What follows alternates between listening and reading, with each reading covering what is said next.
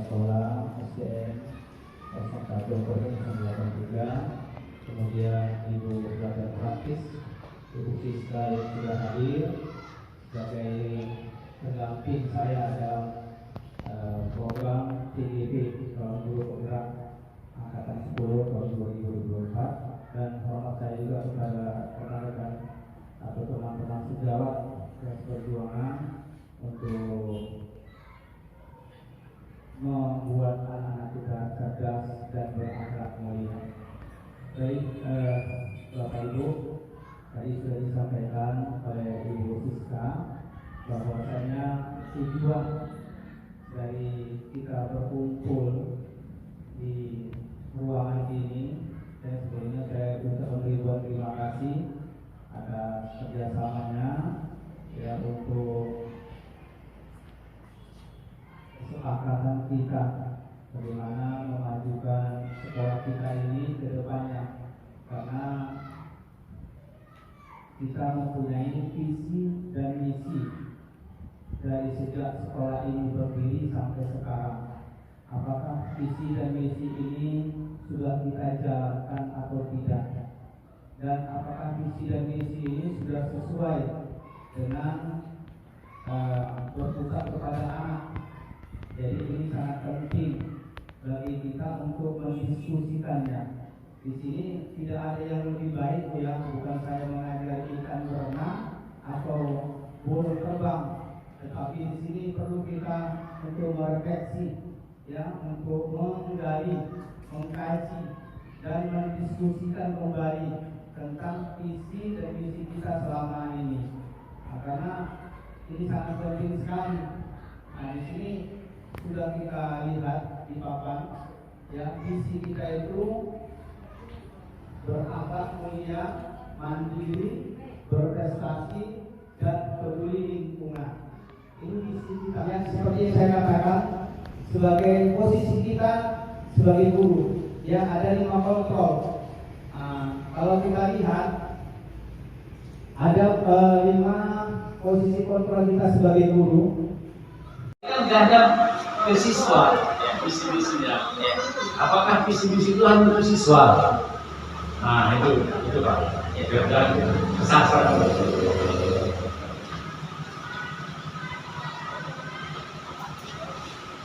Baik Bapak, terima kasih ya atas pertanyaannya. Ya, tadi awal kita membicarakan tentang siswa ya, kedisiplinan ya, ada budaya yang positif lah katakan.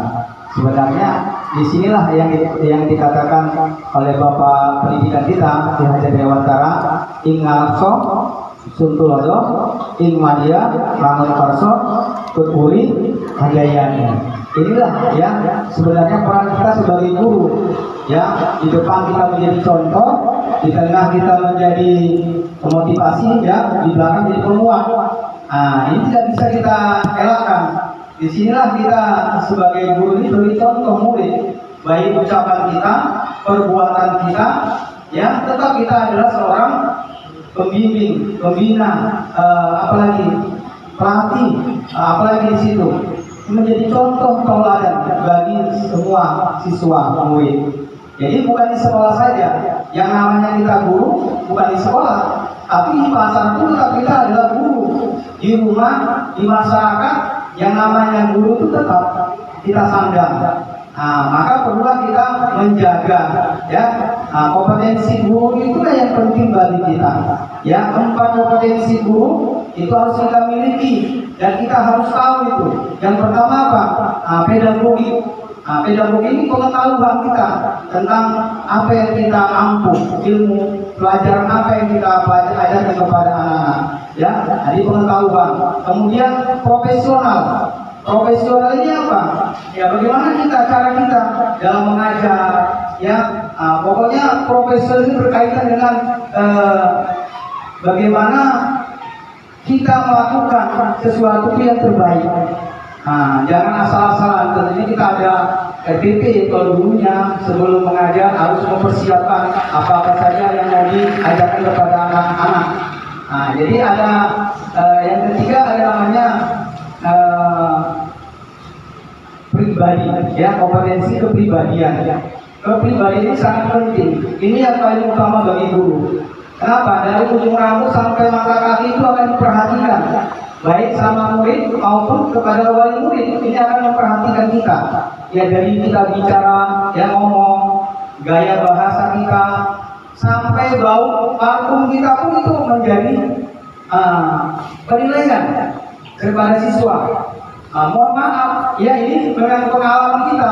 Memang ada guru itu memang ya asal masuk jadi harus diperhatikan. Makanya kita wajib harus wangi, harus bersih, harus rapi. Karena kita menjadi role model. Role model ini contoh bagi anak-anak yang wali murid pun akan memperhatikan kita. Ada penilaian yang diberikan warga sekolah dan luar sekolah kepada kita. Baru yang terakhir yaitu kompetensi sosial. Kompetensi sosial ini juga paling penting. Bagaimana kita berkomunikasi dengan sesama guru. Ya, jangan diam aja, mengasingkan diri di sudut, yang membahas, menganalisis sendiri. Ini harus kita ubah, karena ada penilaian di situ. Ya, mohon maaf, saya pernah ikuti kegiatan guru berprestasi itu sampai tingkat nasional. Kebetulan di provinsi kemarin beberapa lagi diadakan, ya itu ketika kita keluar dari kamar hotel, itu panitia memiliki kunci yang khusus untuk melihat ruangan kita itu rapi atau tidak. Bagaimana kita meletakkan sepatu, bagaimana kita menyusun semuanya yang ada di ruangan kamar kita, ruangan tempat kita menginap, dan bagaimana ketika kita nanti makan bersama, ada penilaian khusus. Makanya ngomong air enggak, pas ngomong nanti makan berdiri atau sambil ngomong. Itu ada penilaian. Ini kebiasaan yang harus kita ubah. Ini namanya tadi budaya positif. Ya, jadi yang nggak bisa. Yang namanya guru itu tetap guru dimanapun saja kita berada. Ya, baik di sekolah, di rumah, di masyarakat. Yang namanya guru itu tetap kita sandang. Jadi inilah tadi apa yang dipertanyakan oleh Bapak Kepala Sekolah. Ya, kita sebagai real model, ya kita sebagai contoh teladan bagi murid. Jangan kita mengatakan tapi kita nggak mengatakannya, nggak melaksanakannya. Kok jangan dapat kayak gitu. Tapi kita melakukan itu. Kok jangan terlambat, tapi kita terlambat. Inilah yang menjadi introspeksi kita, ya, untuk memperbaiki yang lebih baik lagi. Jadi di sini kita secara bersama-sama berkolaborasi, ya, ingin meningkatkan kompetensi kita sebagai guru dan ingin meningkatkan juga nanti kompetensi anak. Ini tugas kita sebagai tadi ya, dikatakan Bapak Kepala Sekolah, warga sekolah harus juga semuanya melaksanakan kedisiplinan, bukan untuk anak saja tapi untuk semua warga sekolah.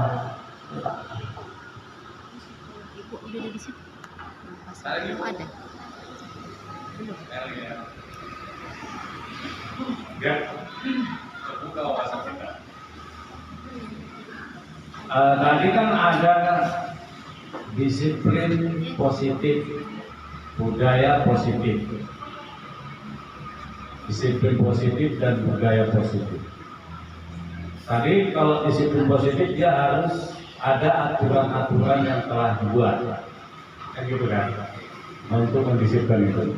Kalau istilahnya SOP-nya, standar operasional prosedur, seharusnya itu yang kita susun, Pak, biar kita tahu SOP penegakan disiplin itu apa saja. SOP-nya gitu. Penegakan disiplin itu apa saja, standar operasional prosedurnya. Ya. Sekalian di sini ya.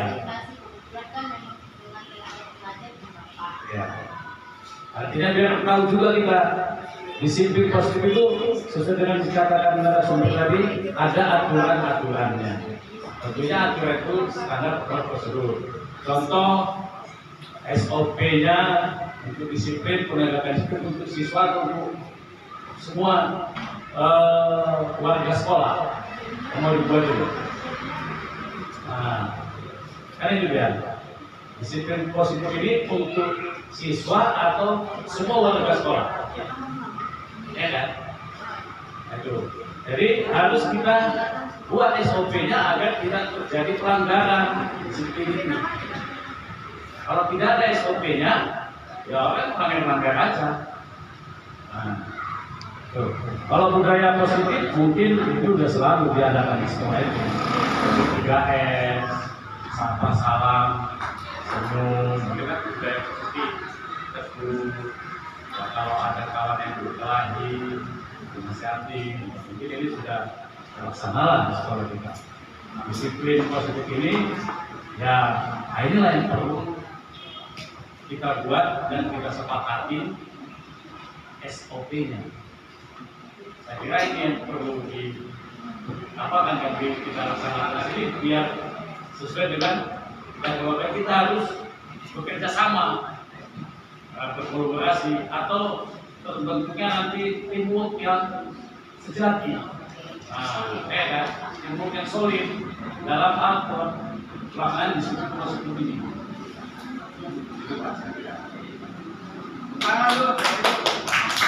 Mantap ya, luar biasa masukan kepada dari Kepsek. Ya, ini sebenarnya yang kita harapkan ya untuk kesepakatan kita bagaimana melaksanakan kedisiplinan positif ini bagi warga sekolah. Ya, tentu ada SOP tadi Pak ya, SOP yang kita sepakati. Tentu apa namanya? Kalau kita tidak melaksanakan itu tentu ada sanksinya. Jadi kalau budaya positif itu berkenaan dengan kepribadian kita, ya sebagai seorang guru, sebagai seorang murid, ya itu budaya positif. Tentu itu menjadi sorotan juga, ya yang harus kita sama-sama laksanakan sebenarnya di lingkungan sekolah kita. Tapi kedisiplinan yang lebih mengarah, ya supaya betul-betul kita mentaatinya. Ya tentu biasanya ada dipampangkan, ya di sekolah, di kantor, di kelas. Ini adalah kedisiplinan positif ya. Nanti atau kita sepakati sekarang aja Pak. SOP-nya.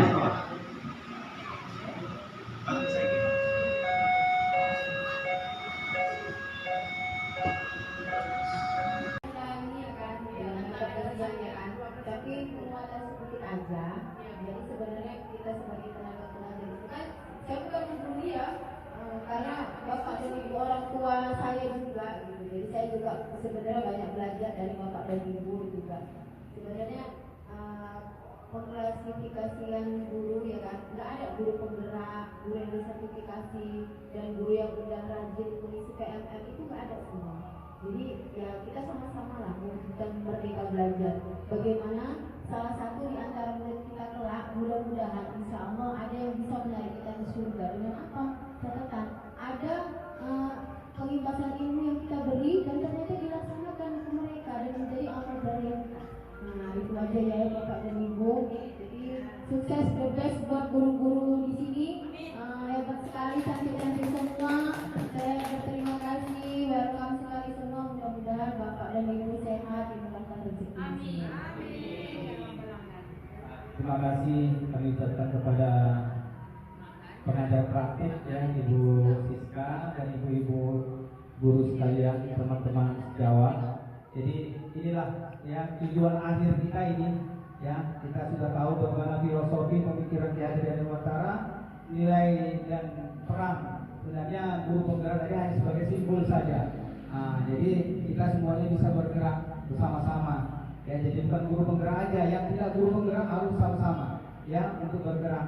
Jadi visi guru penggerak ini tadi ya saling bergerak, tergerak dan menggerakkan.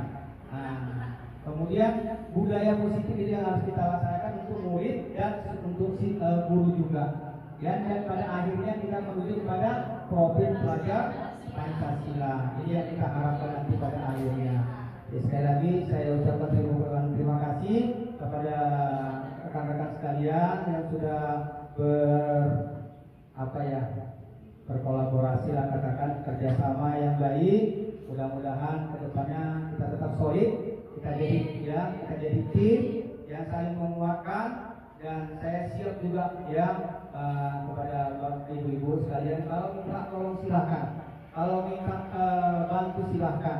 Ya tadi kalau uang saya kurang, tapi kalau yang lain silahkan.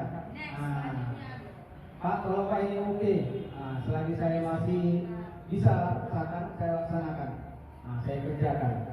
Jadi ini saja yang dapat saya sampaikan. Lebih dan kurang saya mohon maaf. Mungkin ada ucapan yang tidak sesuai pada tempatnya, untuk itu saya mohon diperbanyak maaf. Dan kita akhiri dengan ucapan hamdalah, alhamdulillahirabbil alamin.